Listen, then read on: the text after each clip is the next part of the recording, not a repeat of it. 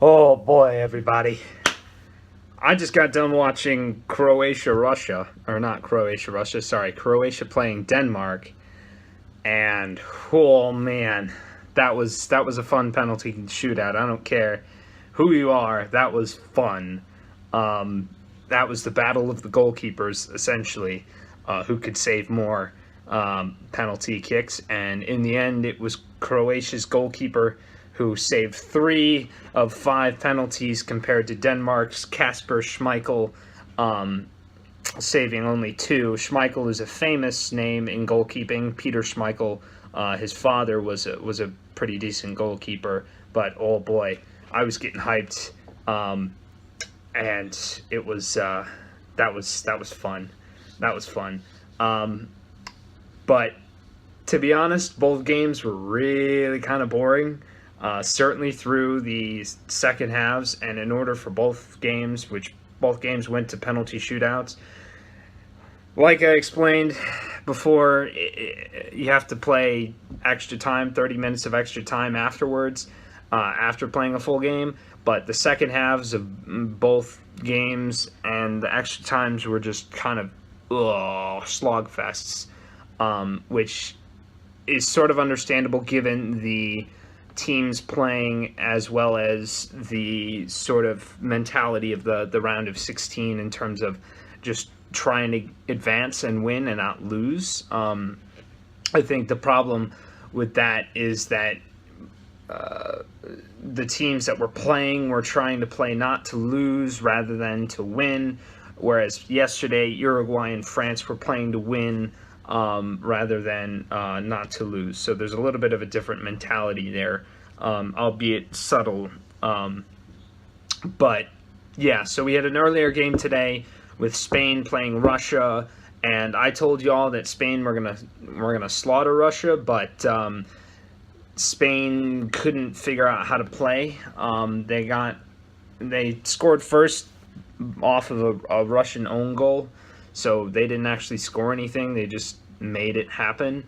And then later in that first half, Russia got a penalty awarded to them via a handball, and they scored it and evened the scores up, and then it just kind of went to nothing from there. Russia sat in, let Spain pass the ball. Spain, I think the stat was they passed like 1,000 something times in the game compared to Russia's 209. It was essentially just pass from Spain, and they just didn't do anything with their possession and passing, and Russia defended well, and their incisive pass wasn't there, and so then it went to penalties, and Russia was able to pull it out. And honestly, you'd expect the host nation, with home field advantage, with all the crowd screaming, yelling, to take that, and they did. So Russia advanced, surprisingly, and Vladimir Putin might be able to steal away a World Cup here. I don't think he will. I hope he won't, because honestly, I don't like Russia, and I wish that Russia would, they can die out in the quarterfinals here now. But that's just because I'm a biased American. So, no, but in all seriousness, Russia have been playing pretty well. They're punching way above their weight right now, and it's pretty much down to their organization and maybe a little bit of luck. I don't know if their luck will run out, but certainly, if they are organized, they can definitely make a run possible.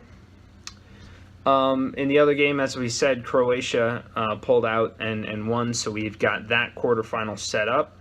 And the one side of the bracket is looking really wide open, and that's the side that the Russia-Croatia game is on, because Croatia's a little bit harder, but I mean, they played against a solid Denmark and were kind of slow and easy, or at least they didn't, steamroll over Denmark. I didn't expect it to be like that, but I expected them to sort of come out and actually score more than just once.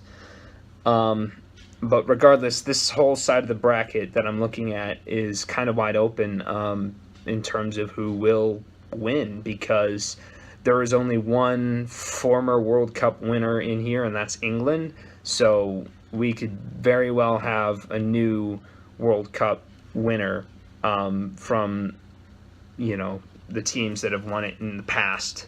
Because right now there are only, in the quarterfinals, Uruguay and France have both won a World Cup before. The only other teams on that side that have won it before are Brazil, and then England. So there are only 4 teams left of right now. There are 1, 2, 3, 4, 5, 6, 7, 8, 9, 10, 11, 12 teams still in it. But by the end of Tuesday, we'll have only 8 teams. So we'll see how many are still in it. It could be down to just 2, or it could be down to still having 4 previous World Cup winners in it. So tomorrow, I'm very much looking forward to these matches. Much to the chagrin of my homework, which I should probably, pay attention to more than I do. But sorry, Brazil-Mexico tomorrow morning, I'm hoping is going to be a good match. Mexico do actually have a shot. They do play well against Brazil. Brazil could also just completely steamroll Mexico, just like Sweden did. So we'll see what happens. That's going to be very entertaining. And then it'll be interesting to see how Belgium play against Japan. To be honest, I don't see Japan as much of a defensive powerhouse as Denmark were. I see them being more open to Belgium, and Belgium being able to take advantage of their openness and to win. So we'll see what happens. I was wrong today in terms of Spain not getting the job done. But, we'll just have to see. But so far, this World Cup has been pretty fun. For my essentially second male World Cup that I've watched, I can't wait for 2026 for when it's, I can see it in the flesh, unless I stumble across millions and can afford to go to Qatar in